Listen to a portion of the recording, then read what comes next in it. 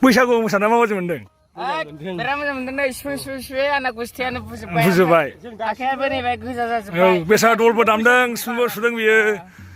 दासिमबो बैसागुखौ गाराखै जों आरो फारगुरियाव थांबाय देग्लाय सेंग्राफोर गोजा ज' ओंखारनानै माबायदि मोनखो गोसोखौ बिराद मोजां मोनदों बिराद मोजां ओंखारोबा बयबो गोसोखौ मोजां मोनो बेनिखाय आलदा ओंखारबा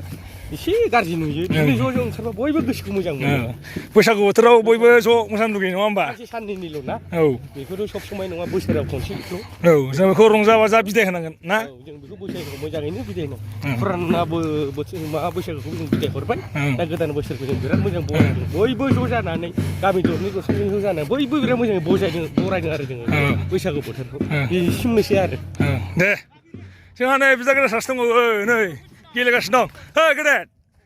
नोंथ' साख्रियाव फैबायलै बैसागुनि थाखाय माबायदि मोनबोखो फैनानै मोजाङाथ' मोजां मोनदोंमोनलै ओमफ्राय बोथोरानो